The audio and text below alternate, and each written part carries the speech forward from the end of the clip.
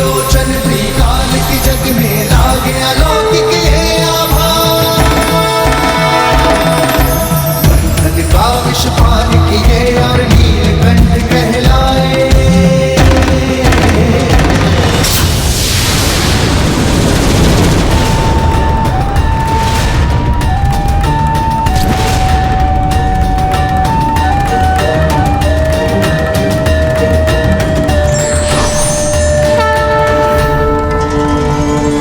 क्या हुआ नाथ? क्या आपको इसलिए ईर्ष्या हो रही है कि महादेव के इस रूप का सौंदर्य आपके मोहिनी रूप के सौंदर्य से अधिक है? नहीं प्रिय, मुझे ईर्ष्या नहीं हो रही है, अभी तो चिंता हो रही है बहन पार्वती की। ज्ञात नहीं किस प्रकार महादेव उनकी परीक्षा लेंगे, बस उसी का विचार मुझे चिंतित कर रहा है। नारायण, मैं अब आपके ही नाम की स्तुति कर देवी पार्वती की इस परीक्षा को आरंभ करूंगा। इसलिए अब आप ही उन्हें उनकी इस परीक्षा में सफल बनाने की कृपा करें। वह महादेव मेरी ही बहन की परीक्षा लेने जा रहे हैं और उनकी सफलता का दायित्व भी मेरे ही कांधों पर डाल दिया।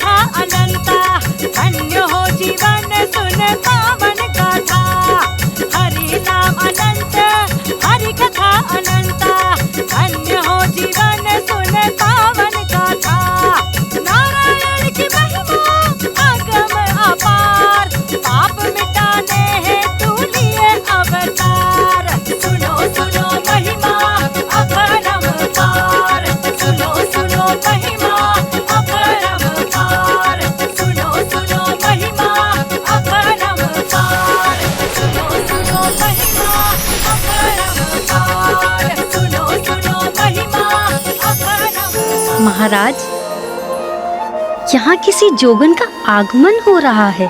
हमें अपनी पुत्री पार्वती को इस जोगन और उसकी गौ को दान देने के लिए प्रेरित करना चाहिए।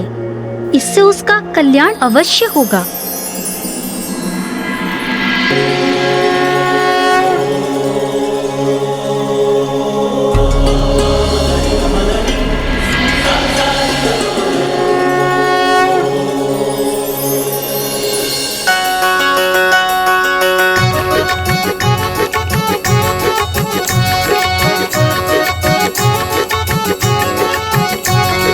हरि नाम अनंत, हरि कथा अनंता।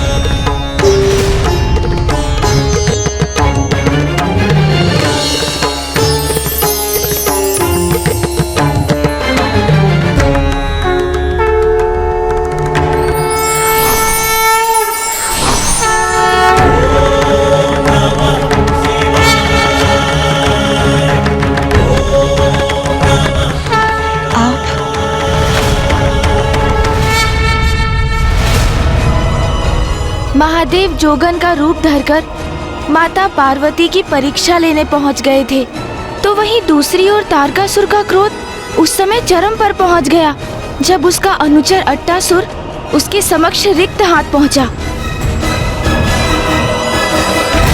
कारिका कहाँ है अट्टासुर? महाराज, देवी आदिशक्ति ने उसका वध कर दिया।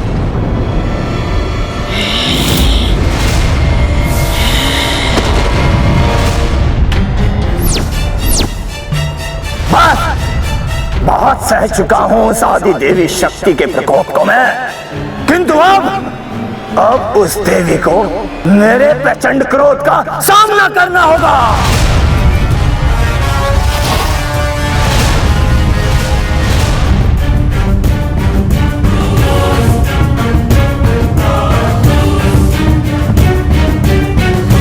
महाराज,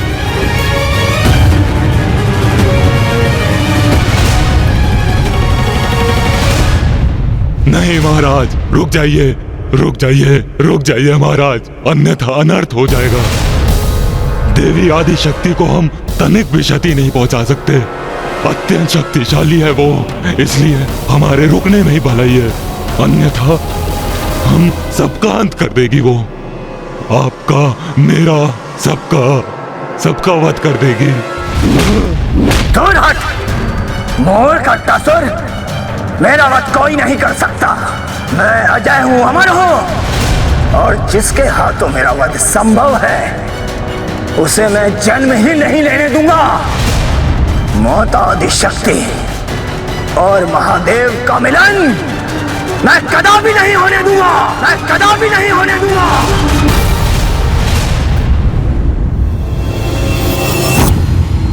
इतने विवेकहीन क्यों है ये असुर? ये क्यों नहीं समझ सकते कि वो महादेव और माता आदिशक्ति का सामना कदापि नहीं कर सकते? हाँ महाराज, तारकासुर अपनी शक्ति और अहंकार के मद में अपना विवेक खो चुका था, और ये भी महादेव और माता आदिशक्ति की ही लीला थी। अट्टासुर तारकासुर को निरंतर सावधान करने की चेष्टा कर रहा था, किंतु तारकासुर तो कुछ भी समझने में असमर्थ था, क्योंकि उसके पापों की गागर तो बढ़ती ही जा रही थी। और रही बात अट्टासुर की, तो उसकी चेतावनी को अपना प्रतिद्रोह मानकर उसने उसे दंडित करने का निर्णय ले लिया। नाराज, नाराज।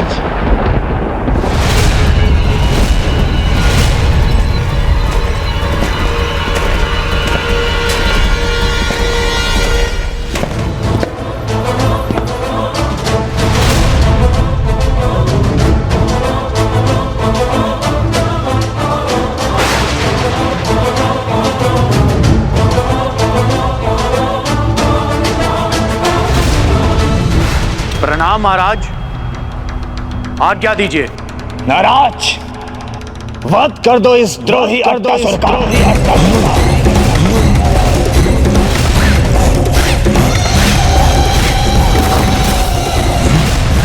मेरे अंत का आदेश दे दिया महाराज ने। जो आज्ञा महाराज।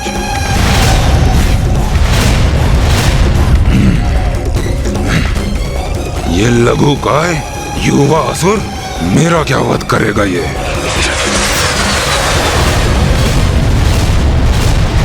क्या? ये तो घातक बाण में परिवर्तित हो गया है।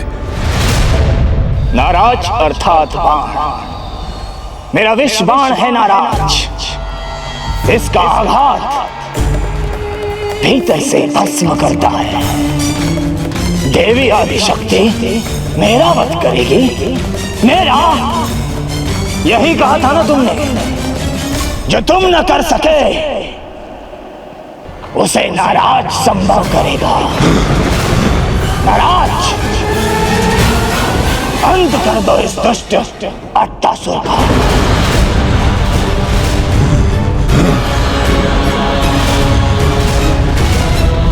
नहीं, अभी मृत्यु के मुख में प्रवेश नहीं करना चाहता मैं।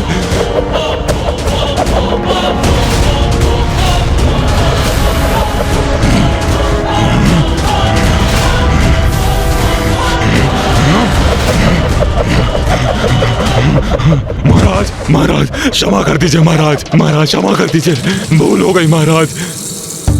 मुझे अपनी भूल सुधारने का एक अवसर और दीजिए महाराज।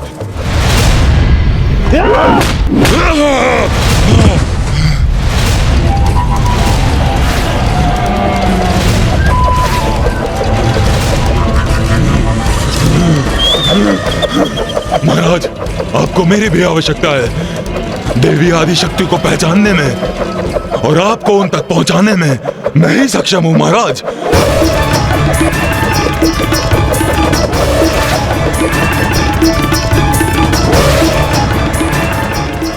कदाचित उचित ही कह रहा है ये दुष्ट।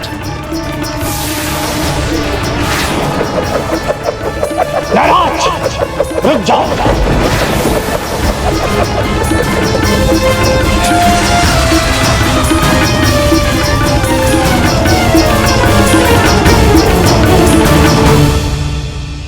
धन्यवाद, धन्यवाद महाराज। अट्टासुर, एक और जीवन दान दिया है मैंने तुम्हें, किंतु अब नाराज को देवी आदिशक्ति तक पहुंचाकर स्वयं को मेरे लिए उपयोगी प्रमाणित करो।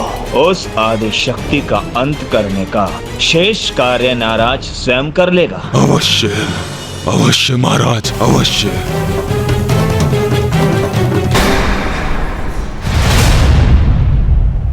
जब तारकासुर को अट्टासुर के माध्यम से माता की अपार शक्ति का भान हुआ तो उसने ठान लिया कि वो माता पार्वती को क्षति पहुंचाकर उनके और महादेव के संयोग की संभावना को ही मिटा देगा।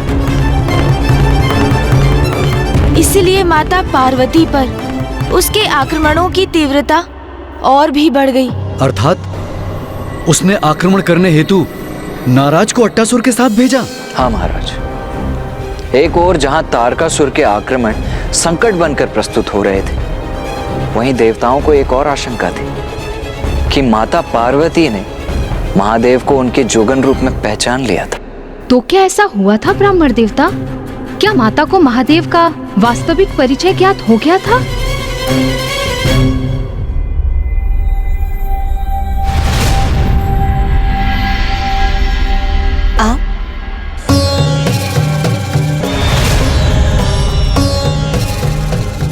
आप कौन है?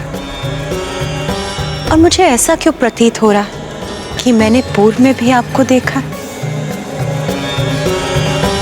हरी हरी, देखा है कन्या, अवश्य देखा है।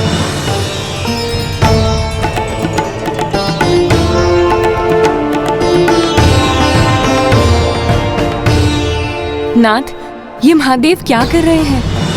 यदि वो अपना वास्तविक परिचय उजागर कर देंगे तो सबको ज्ञात हो जाएगा कि वो कौन है। फिर वो देवी पार्वती की परीक्षा कैसे लेंगे? आप चिंता ना करें देवी, विश्वास रखिए महादेव पर। वो अवश्य कोई रोचक उत्तर देकर बहन पार्वती की जिज्ञासा को शांत करेंगे और उसके उपरांत उनकी परीक्षा भी लेंगे। हरी हरी, मेरा नाम कंथा है। श्री हरि नारायण की बड़ी भक्तिन हूँ। सदा भगवान श्री हरि नारायण की भक्ति में मग्न यहाँ वहाँ यात्रा करती रहती हूँ। भक्त की भक्ति यदि सत्य हो तो भक्त में भगवान की और भगवान में भक्त की छवि दिखाई देती है। और भगवान से कौन परिचित नहीं है। इसलिए जीवन रूपी इस यात्रा में हम जोग जोगिन जिससे भी भेंट करते हैं उन्हें चिर परिचित प्रतीत होते हैं। हरी हरी।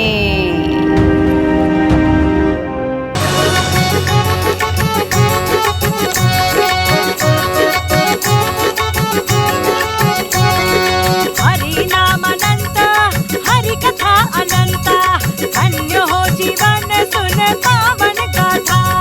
सुनो सुनो महिमा अपरंपार। प्रथम अवतार लिया विष्णु ने, मत्स्य रूप में मत्स्य अवतार। प्रलय से उत्तम जीवों को बचाकर सृष्टि का किया उद्धार। सागर मंथन को सफल बनाने दूजा हरि का कूर्म अवतार। दिया आधार।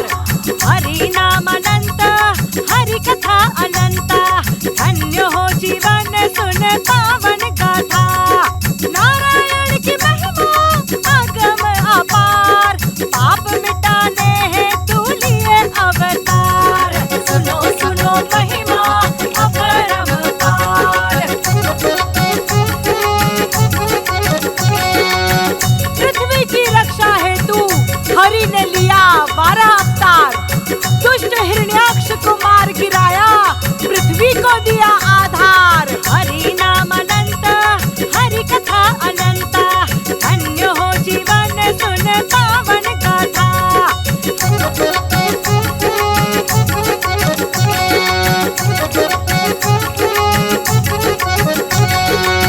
अधर्मी हिरण्याकश्यप का पुत्र महान, नाम था उसका भक्त प्रहलाद। भक्त प्रहलाद को इस अधर्मी से बचाने प्रभु ने लिया नरसिंह अवतार।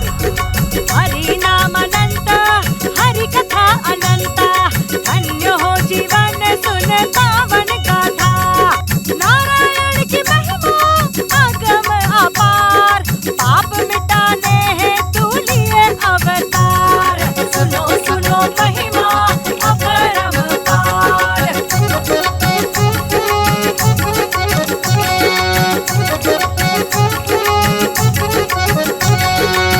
बलि से स्वर्ग और धरा को बचाने नारायण का वामन अवतार। तीनों लोक को मापा धरकर त्रिविक्रम आकार। हरि नाम अनंत, हरि कथा अनंत, धन्य हो जीवन सुन पावन गाथा।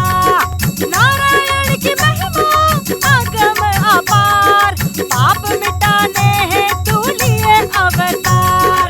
सुनो सुनो महिमा अपरंपार।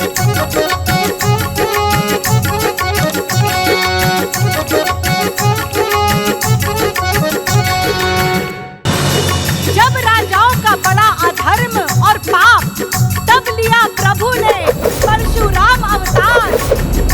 कार्तिवीर्य अर्जुन को भी मारा, दमन किया सबका अहंकार।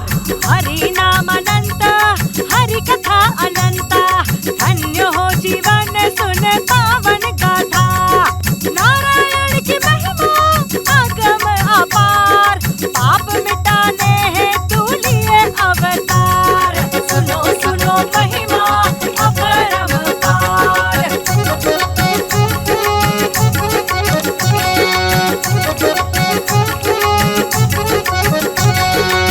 दुष्ट रावण का करने संहार, विष्णु लेंगे श्री राम अवतार। राम नाम के कारक मंत्र से गूंजेगा सारा संसार। हरि नाम अनंत, हरि कथा अनंत, धन्य हो जीवन सुन पावन गाथा।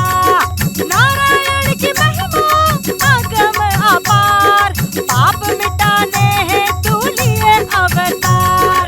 सुनो सुनो महिमा अपरंपार।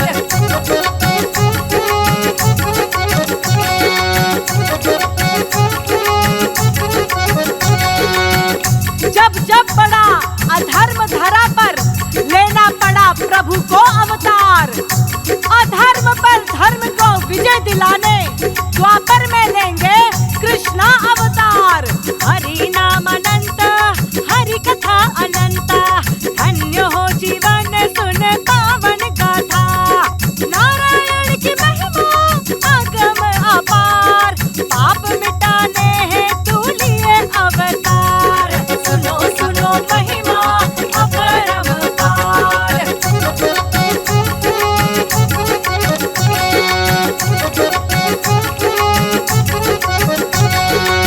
कलयुग में जब होगी पाप की पराकाष्ठा, तब लेंगे प्रभु कल की अवतार।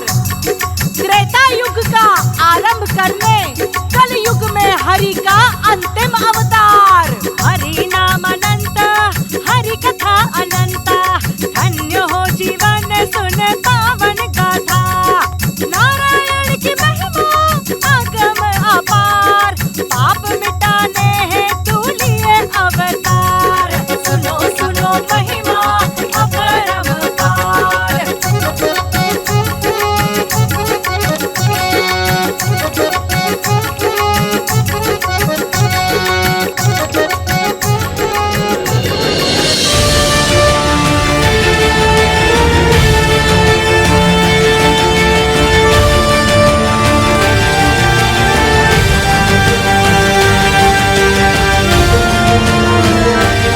जोगन को देखकर मुझे ऐसा क्यों आभास हो रहा है जैसे इनसे मैं किसी न किसी प्रकार से परिचित हूँ।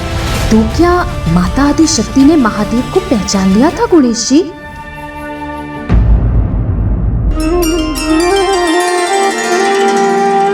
जोगन कंथा, आपका हमारे राजभवन में स्वागत है।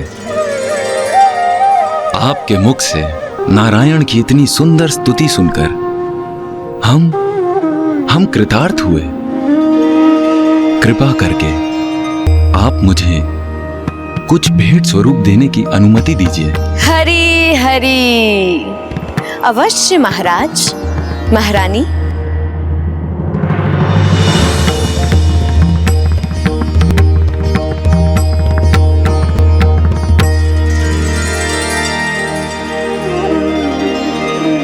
महाराज, महारानी, आपकी कन्या तो विवाह योग्य हो गई है। आप बिल्कुल उचित कह रही हैं जोगन कंथा। हमारी पुत्री पार्वती को आशीर्वाद दीजिए जिससे उसका विवाह शीघ्र संपन्न हो।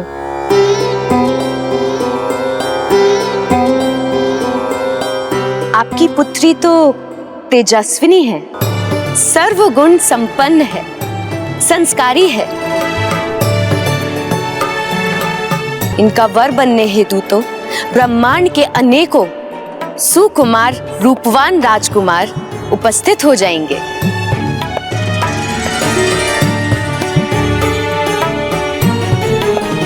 क्षमा कीजिए कंथा, किंतु मुझे उन राजकुमारों में कोई रुचि नहीं।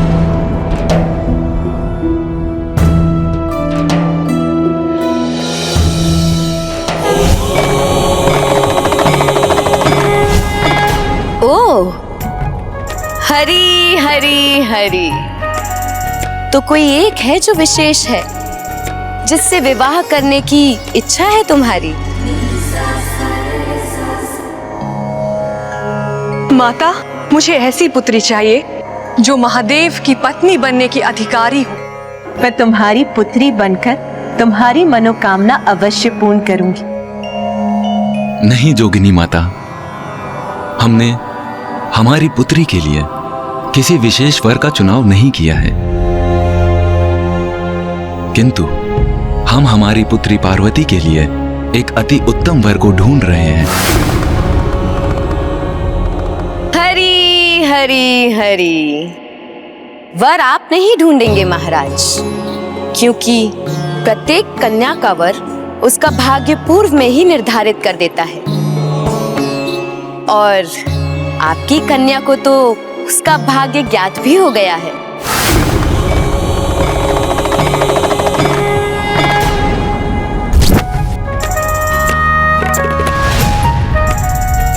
क्यों पुत्री, तुम्हारे मन में उसकी छवि है ना, जिसे तुम पति रूप में पाना चाहती हो?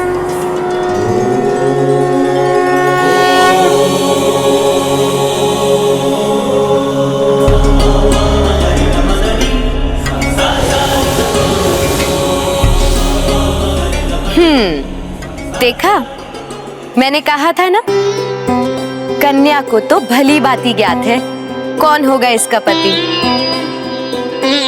किंतु किसी अन्य को बताया नहीं कन्या ने।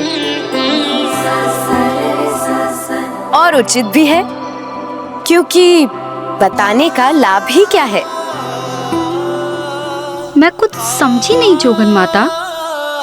तनिक अपना हाथ तो दिखाओ कन्या।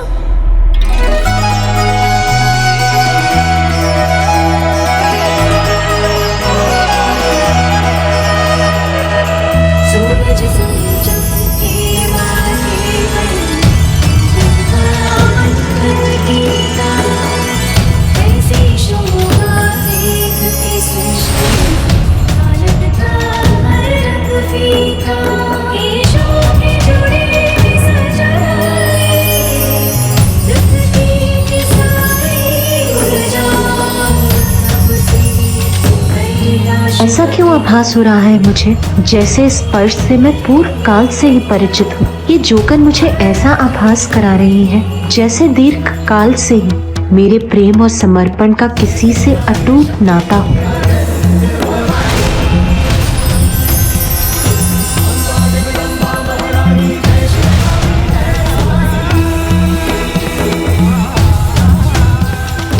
जोगन माता? वही महारानी जो मेरा अनुमान था। इतनी सरलता से अपने पति का साथ नहीं पा पाएगी कन्या।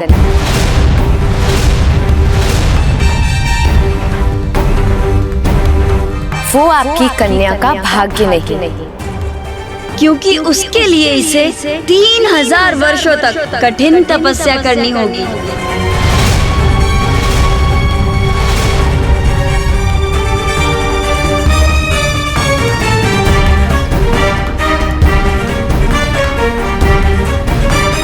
कठोर तप? जो कन्या के हृदय में वास करते हैं उन्हें कठोर तप कर प्रसन्न करना होगा, तभी विवाह होगा राजकुमारी का। ये आपको बताना मेरा दायित्व था, जो अब पूर्ण हुआ। अब मैं जाती हूँ।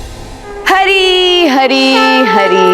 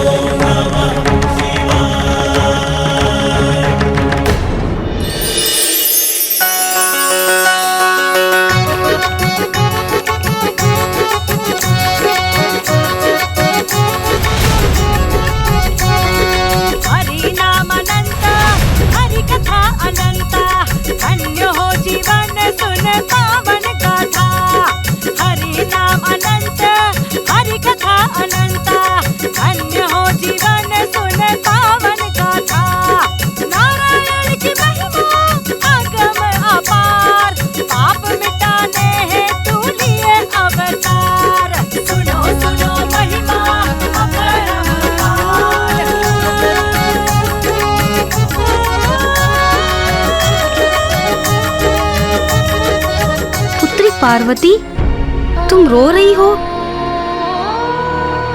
क्या हुआ? ये अश्रु क्यों है तुम्हारे नेत्रों में? क्या नहीं माता, किंतु जोगिन माता को जाते थे मुझे ऐसा प्रतीत हो रहा है कि कोई अत्यधिक समीपी मुझसे दूर जा रहा है।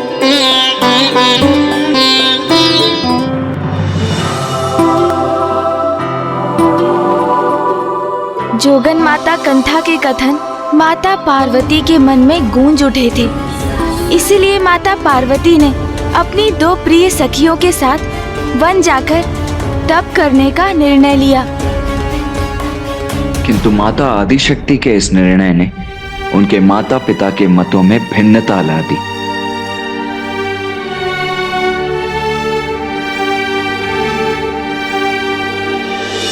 पिताश्री, मुझे आज्ञा दीजिए और आशीर्वाद भी कि मैं अपनी तपस्या संपन्न कर सकूं। पुत्री, मैं तुम्हें रोककर तुम्हें तुम्हारे भाग्य से दूर क्यों रखूं? सभी को अपने जीवन का लक्ष्य प्राप्त करने हेतु प्रयास करने का पूर्ण अधिकार है। मैं तुम्हें तुम्हारे इस अधिकार से वंचित कैसे रख सकता हूं? माँ, मत जाओ पुत्री, हठ मत करो, बड़ा कठिन होता है तब। तुम एक राजकुमारी हो, बचपन से ही समस्त सुख सुविधाओं में बड़ी हुई हो। वन में तपस्या में जो कष्ट होंगे उन्हें कैसे सहन कर पाओगी तुम? वन में वन्य जीवों के मध्य कैसे रह पाओगी तुम? ऐसे निर्जन स्थान पर मैं तो अपनी पुत्री की कभी कल्पना भी नहीं कर सकती। माँ, मुझे ना ही कोई भय है और ना ही राजभवन के किसी भी सुख की कोई लालसा। और मैं ये तपस्या अपने पति को पाने के लिए ही करने जा रही हूँ। माँ, मुझे अनुमति दीजिए कि मैं ये तपस्या पूर्ण कर सकूं।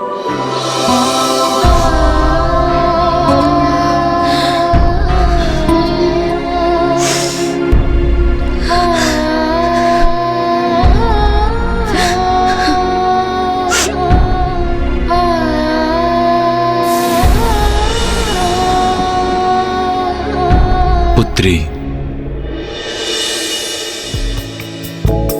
प्रीत की सच्ची कहानी सब राज रंगों से परे, वो प्रेम की बातें करे, माने न जग की रीत को, ढूंढे वो मन के मीत को, रेशा दया रचने लगी। उमा, उमा बाहर मत जाओ उमा।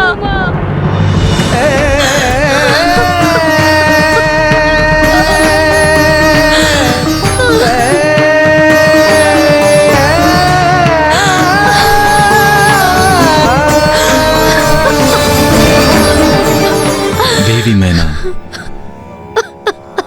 जाने दीजिए पुत्री पार्वती को। जोगन माता ने उसका मार्गदर्शन किया है। महादेव को पाने हेतु उसका तपस्या करना अनिवार्य है। तप करने से उसे अपने जीवन में लक्ष्य की प्राप्ति होगी। इसीलिए पुत्री पार्वती को मत रोकिए, उसे अपने पथ पर अग्रसर होने दीजिए। जाओ पुत्री।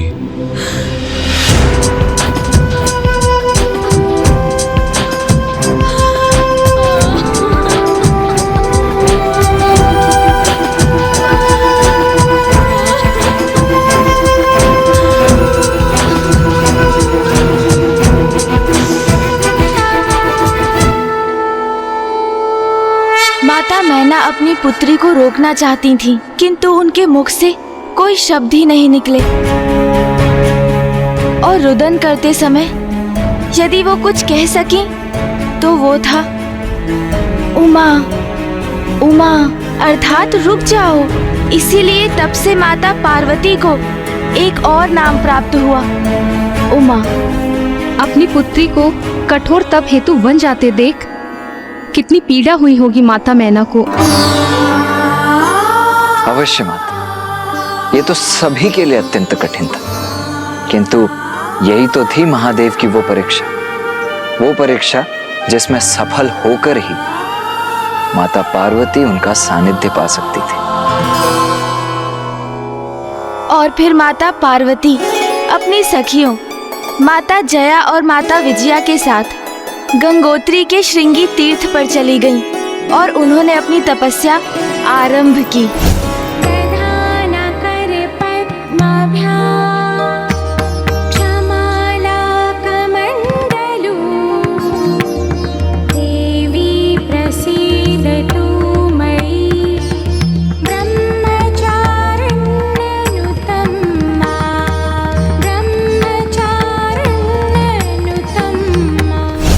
माता द्वारा महादेव का ध्यान करते ही उनके मुख से स्वतः पंचाक्षर शिव मंत्र ओम नमः शिवाय का निरंतर जाप करना आरंभ हुआ। किंतु माता ने अभी अपनी तपस्या आरंभ ही की थी कि तभी वहां अट्टासुर और नाराज पहुंच गए।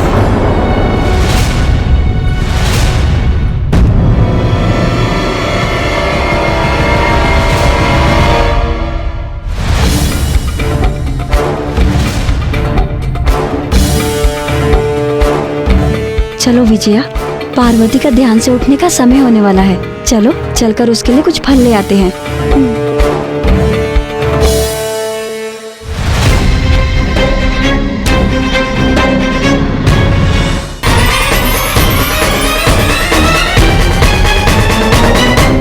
देवी आदिशक्ति अपनी तपस्या में लीन है, कहीं हमारे यहाँ होने का आभास न हो जाए उन्हें। अटासुर, यही है देवी आदिशक्ति? हाँ, यही है वो। कितने भीरू असुर हो तुम, एक साधारण नारी से डरते हो? साधारण नहीं, असाधारण है वो, क्योंकि मैं इनकी शक्ति का साक्षी रह चुका हूँ।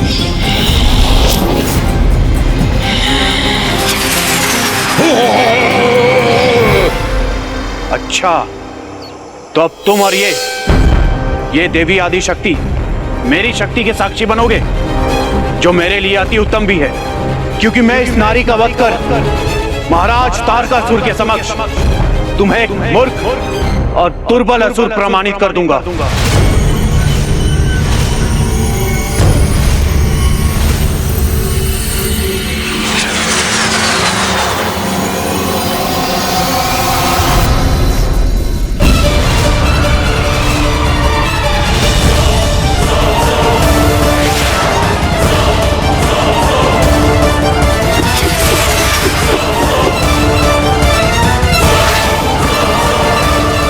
गया तो है ये विस्मयी असुर, किंतु ये लौट सकेगा अथवा नहीं ये ज्ञात नहीं मुझे।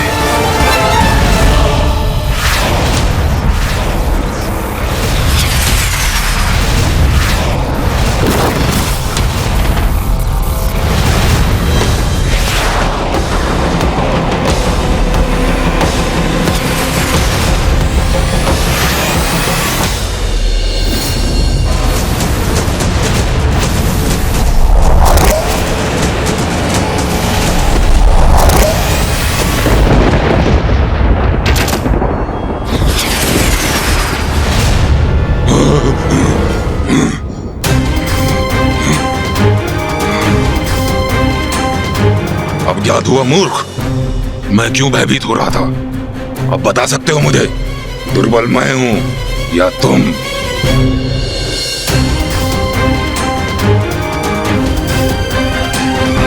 माता ने एक ही वार से तारकासुर के मायावी महायोद्धा का वध कर दिया और वो पुनः तपस्या में लीन हो गईं। और जब अट्टासुर ने इसकी सूचना तारकासुर को दी तो वो ये सूचना पाकर और भी भयभीत हो गए, क्योंकि अब वो ये समझ चुका था कि यदि माता की तपस्या संपन्न हुई तो उन्हें महादेव का साथ प्राप्त होगा, और इसकी कल्पना भी उसके लिए असहनीय थी। अब उसका ये विश्वास कि माता के अहित में ही उसकी रक्षा निहित है और भी सुदृढ़ हो गया था। किंतु कई प्रकार के विघ्न आने के पश्चात भी माता अपनी तपस्या में और अधिक लीन होती जा रही थी।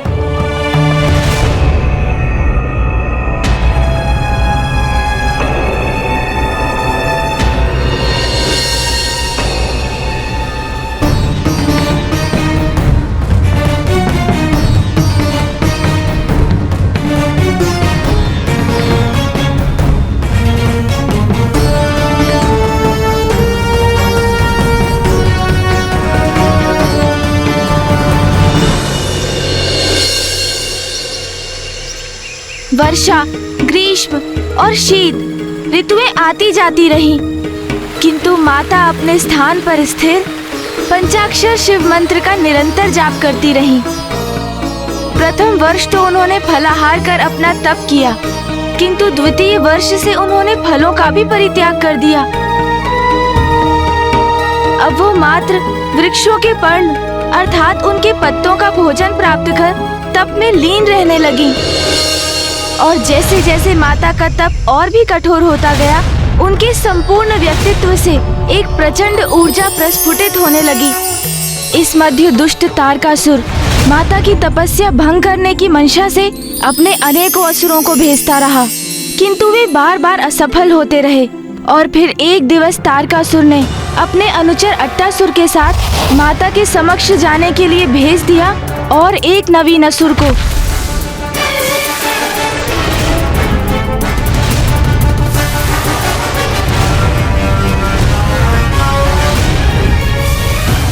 जाओ मूर्ख जाओ, तुम भी अपनी शक्ति का प्रयोग करके देख लो।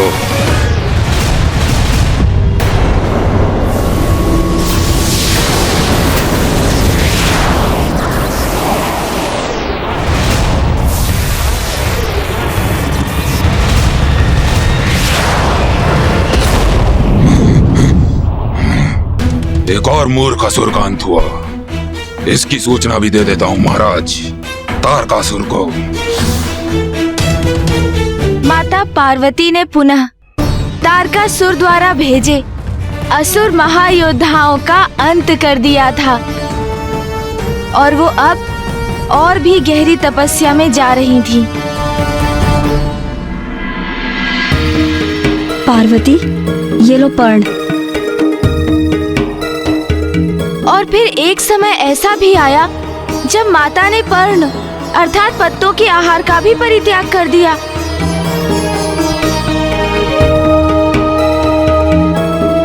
और अब वो निराहार रहकर ही तपस्या कर रही थीं, और जिस कारण देवताओं ने उन्हें एक और नाम दिया, अपर्णा।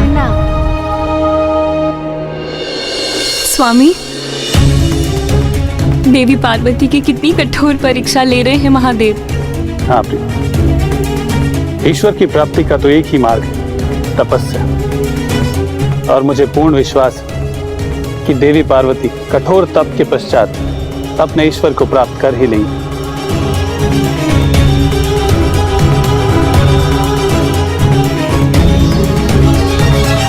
पार्वती, ये तो परीक्षा का एक आरंभ मात्र है तुम्हारे लिए। ऐसी कई परीक्षाओं का सामना करना तो विशेष है तुम्हारा। महादेव का सानिध्य और उनका साथ पाने के लिए माता ब्रह्मचारिणी ने कठोर तप करना आरंभ कर दिया। दिवस, मास और वर्ष बीतते गए, किंतु माता का तप चलता ही रहा। इतना कठोर तप करने के कारण माता की देह इस अवस्था में पहुंच चुकी थी कि अब माता अपने नेत्र तक नहीं खोलती थीं। पंचाक्षर मंत्र ओम नमः शिवाय का जाप करते करते माता महादेव के जाप में पूर्णतः रम गई थी। और इसी प्रकार सहस्त्रों वर्ष बीत गए। किंतु ब्राह्मण देवता माता पार्वती इतने वर्षों से इतना कठोर तप कर रही थी, तो महादेव उनके तप से प्रसन्न क्यों नहीं हुए?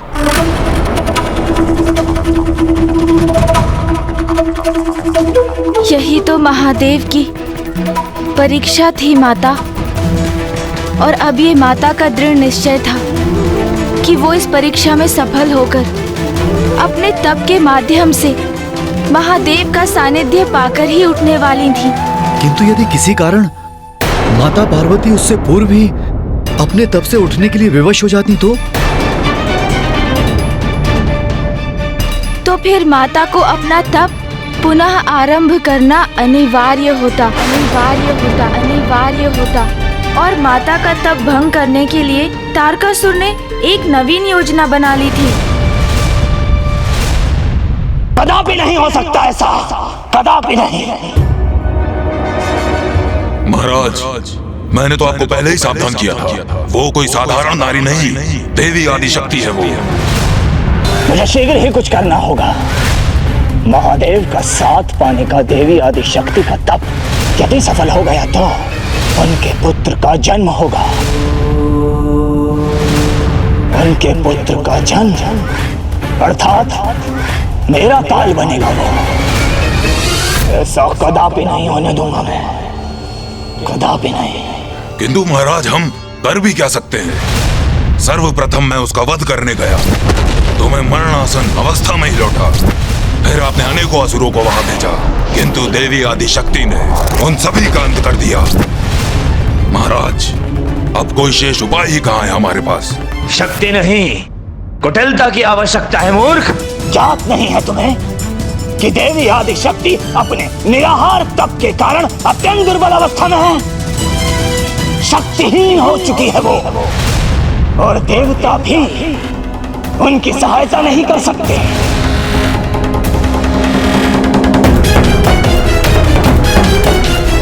क्योंकि उन्हें तो यज्ञ के भविष्य से वंचित कर मैंने ही दुर्बल बना दिया।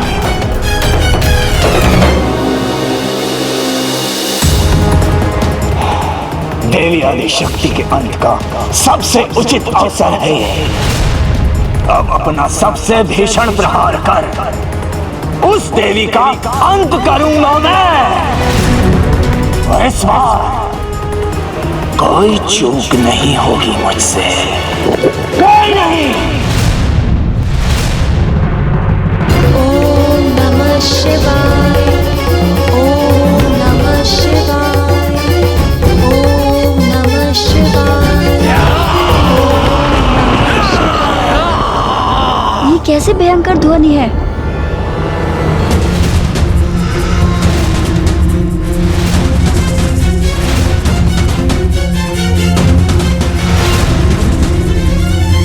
सखी जया, ये तो असुर इधर ही बढ़े आ रहे हैं। इनकी ही पदध्वनि सुनाई दी थी हमें, परंतु हमारे रहते पार्वती तक नहीं पहुंच सकेंगे ये असुर।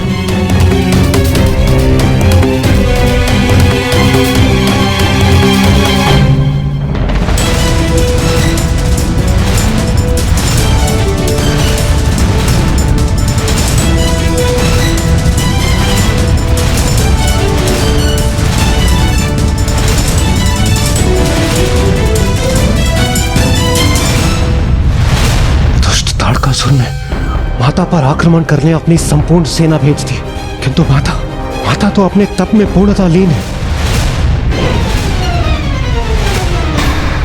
माता आदिशक्ति तो स्वयं संपूर्ण असुर सेना का अंत करने में समर्थ थी, किंतु वो अपनी तपस्या में इतनी लीन थी कि उन्हें इस आक्रमण का आभास ही नहीं था। हाँ महाराज, और देवता भी असुरों से युद्ध करने की अवस्था में नहीं थे, क्योंकि वो अत्यंत दुर्बल हो चुके थे। तो इन असुरों का विनाश कर ये कौन सुनिश्चित करने वाला था कि अब माता के तप में कोई बाधा न आए? माता की कोई लीला अकारण नहीं होती महाराज। उनकी प्रत्येक लीला के पीछे छिपा रहस्य समय आने पर ही उजागर होता है।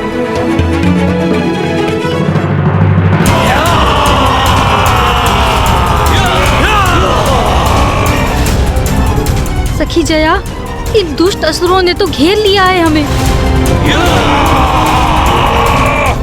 हाँ, लेकिन हमारे रहते ये असुर पार्वती तक कदापि नहीं पहुंच सकते।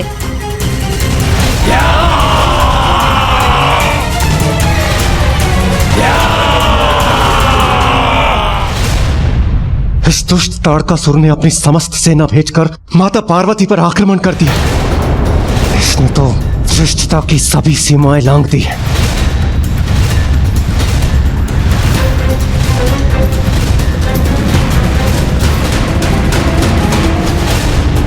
कारण कुछ भी हो, देवी पार्वती की तपस्या भंग नहीं होनी चाहिए, अन्यथा उन्हें अपना तप पुनः आरंभ करना होगा।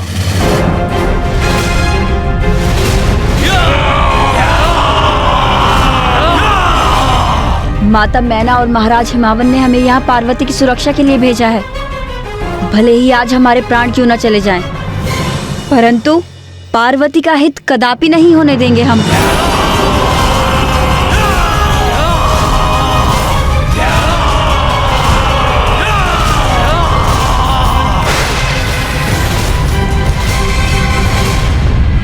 अब मेरे हस्तक्षेप से देवी पार्वती की तपस्या की रक्षा करने का समय आ गया है। बस बस, महादेव की परीक्षा में सफल होने के लिए इतनी कठोर तपस्या कर रही है देवी पार्वती, किंतु ये कपटी दुष्ट तारकासुर इसी अवसर का लाभ उठाकर देवी पार्वती को क्षति पहुंचाने का प्रयास कर रहा है, किंतु मैं ऐसा कदापि होने नहीं दूंगी। नाथ, आज मत रोकिए मुझे, और आप स्वयं भी कुछ मत कीजिए, क्योंकि आज मैं इस दुष्ट तारकासुर को नारी के प्रचंड क्रोध की शक्ति का परिचय दूंगी। उचित। देवता संकट में थे और तारकासुर का वध करने के लिए महादेव और माता पार्वती के पुत्र का जन्म अनिवार्य था। नारी शक्ति जागृत हो चुकी थी और माता लक्ष्मी तारकासुर के असुरों को ऐसा पाठ पढ़ाने के लिए तत्पर थी जिसकी उन असुरों ने कल्पना भी नहीं की थी।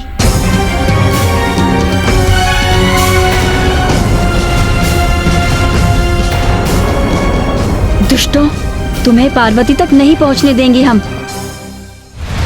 अब किसी भी क्षण देवी आदिशक्ति अपने नेत्र खोलेंगी और इन सभी मूर्खों का सर्वनाश होगा।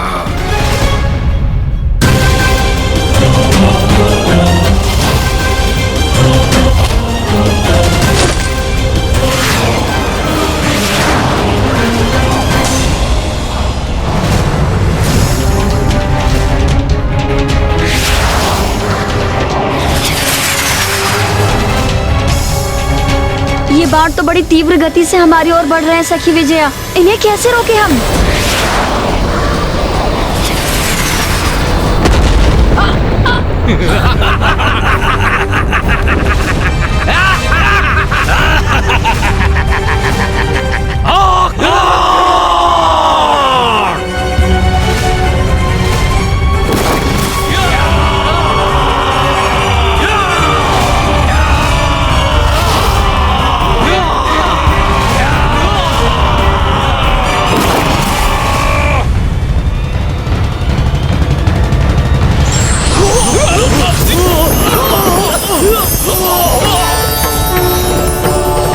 ये प्रकाश कहां से उत्पन्न हो रहा है? इससे हमारे नेत्र चौंधिया रहे हैं। दूर करो इस प्रकाश को।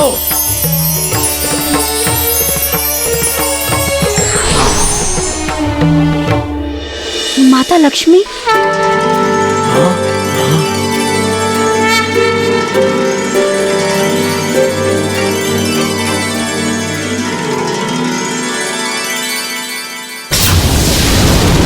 माता लक्ष्मी पहुंच गई वहां पर। उचित है, वहां पहुंचकर उन्होंने स्वयं ही असुरों को रोक दिया।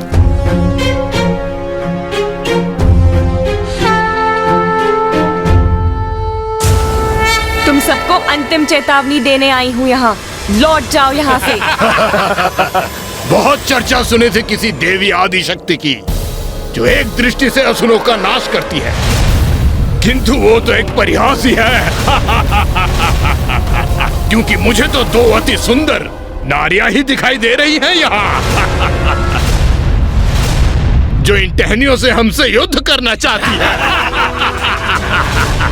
और इन दोनों के पीछे एक अन्य दुर्बल नारी ध्यान में मग्न है। और अब तुम आई हो देवी, किंतु तुम्हारे हाथ में तो टहनियों जैसे शस्त्र भी नहीं है। मूर्ख असुर, तुम दुष्टों का अंत करने के लिए कोई अस्त्र शस्त्र की आवश्यकता नहीं है मुझे। तुम्हारा अंत करने के लिए एक नारी की शक्ति ही पर्याप्त है। बस, बहुत हुआ। अब अपने अनर्गल प्रलाप से मेरा समय व्यर्थ ना करो। जाओ सैनिकों, पकड़ कर लाओ इन तीनों स्त्रियों को और मेरे सामने प्रस्तुत करो।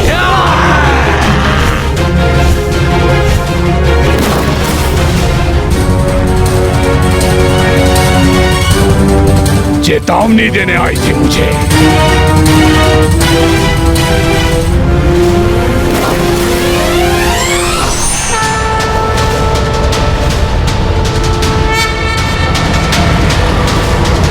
नारी के स्वभाव में कितना अनुरूप है तुम्हारा ये स्वभाव देवी। क्या आशय है तुम्हारा? क्या रसोई गृह के पात्रों से युद्ध करोगे हमसे?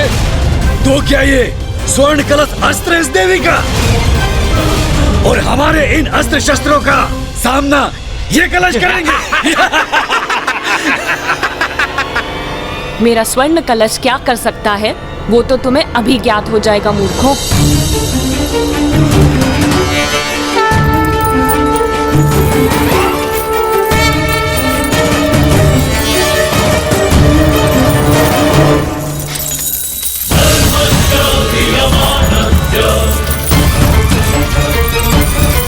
ये देवी स्वर्ण मुद्राओं की वर्षा क्यों कर रही है?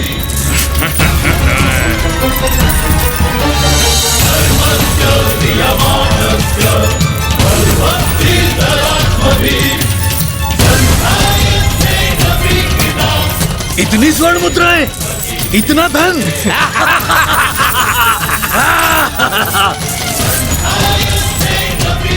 देवी लक्ष्मी की ये युक्ति तो अति उत्तम है। लालच तो असुरों का स्वभाव है। इन स्वर्ण मुद्राओं को देखकर मेरे भीतर भी लालच उत्पन्न हो रहा है।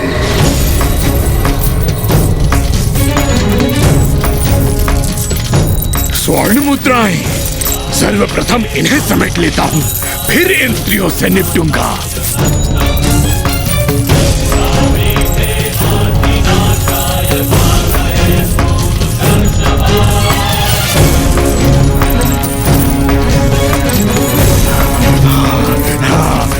स्वर्ण मुद्राएं।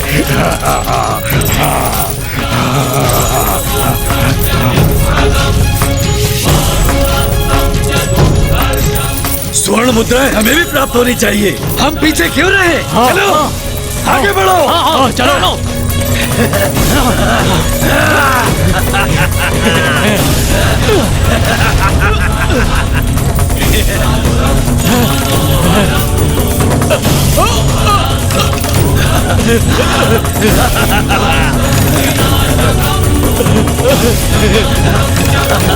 स्वर्ण मुद्रा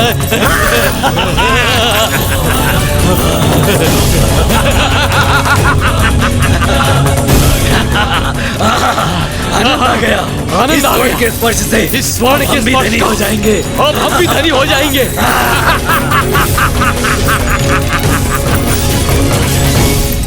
स्वर्ण मुद्राओं की इतनी बारिश से इतना दूर क्यों हूं मैं? इन मूर्खों को मैं यहाँ पर लेकर आया, इसलिए स्वर्ण पर सर्वाधिक मेरा अधिकार है। तो फिर मैं यहाँ किस निमंत्रण की प्रतीक्षा कर रहा हूँ? महाराज तारकासुर क्या देते हैं मुझे? सदैव इन व्यर्थ के कार्य हेतु भेज देते हैं, किंतु अब इन स्वर्ण मुद्राओं को समेटकर मैं भी धनी और शक्तिशाली बनूंगा, शक्तिशाली बनूंगा। इतनी स्वर्ण मुद्राएं एकत्रित कर ली मैंने, अब तो धन ही धन है मेरे जीवन में। अभी मैं और स्वर्ण मुद्राएं एकत्रित कर लेता हूँ।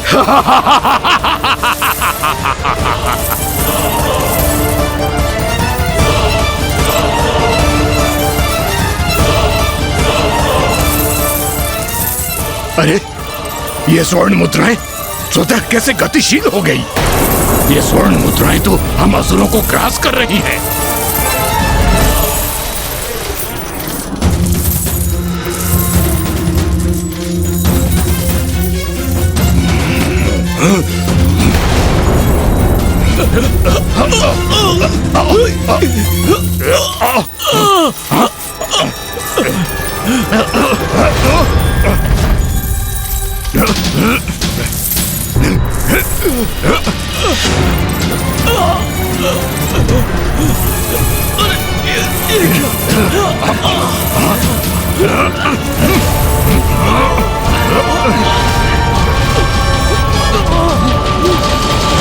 इन दुष्टों को उचित दंड दिया है देवी लक्ष्मी ने।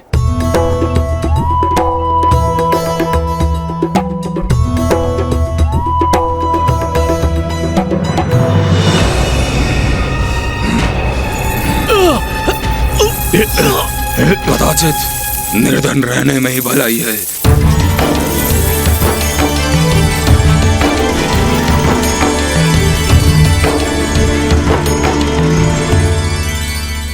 तुम्हें चेतावनी दी थी मैंने। ए नारी, हमारे पांव जकड़ लिए तो क्या हुआ? हाथ तो अभी भी हमारे मुक्त है और मैं इन्हीं हाथों से तुम्हारा अंत करूंगा।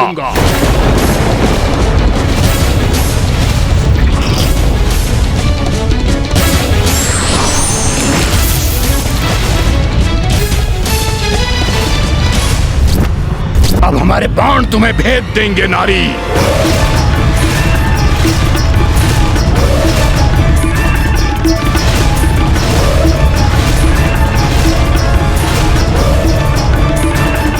ये दुष्टासुर तो माता लक्ष्मी पर अपना लक्ष्य साध रहे।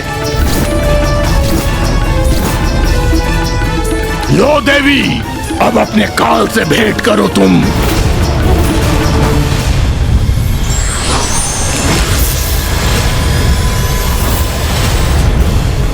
ये क्या कर रही हो देवी?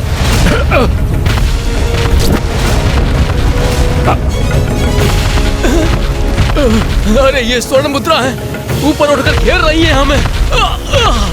हमें बाधित कर रही है ये मुद्रा है। क्या करें हम?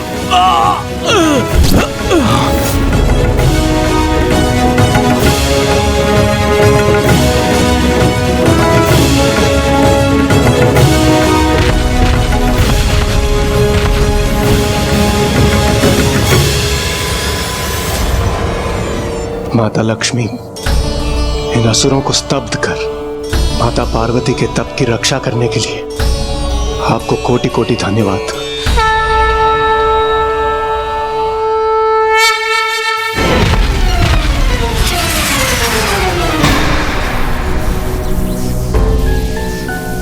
आप निश्चिंत होकर अपनी तपस्या पूर्ण कीजिए देवी पार्वती। मैं आप तक कोई बाधा या विघ्न नहीं पहुंचने दूंगी।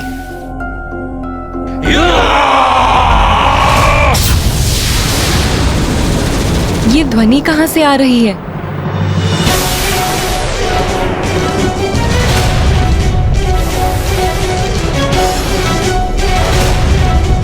सावधान देवी, अब हम तुम्हारा संहार करेंगे। सावधान।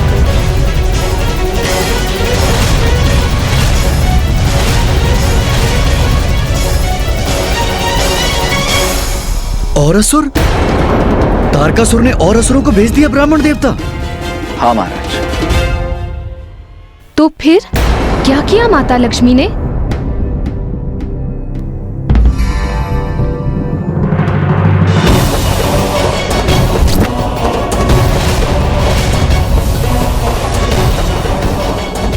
आकाश में तो जैसे असुरों की वर्षा सी हो रही है। इन सभी को कैसे नष्ट करेंगी देवी लक्ष्मी?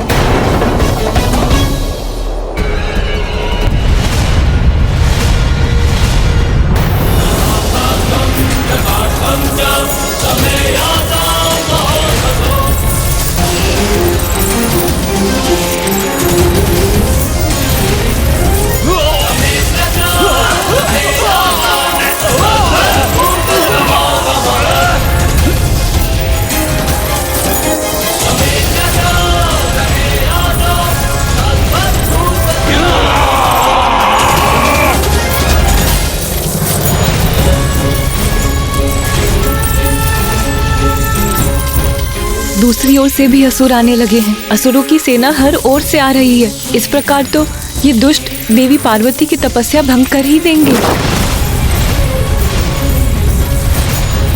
इतने सारे असुरों का संहार मैं एकाकी कैसे करूंगी?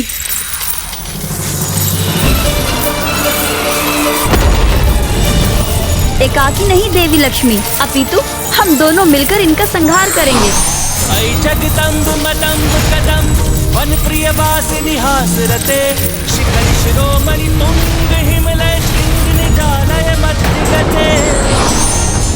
नारी को दुर्बल समझने की भूल नहीं करनी चाहिए, अन्यथा बार बार पराजय का मुख देखना पड़ सकता है।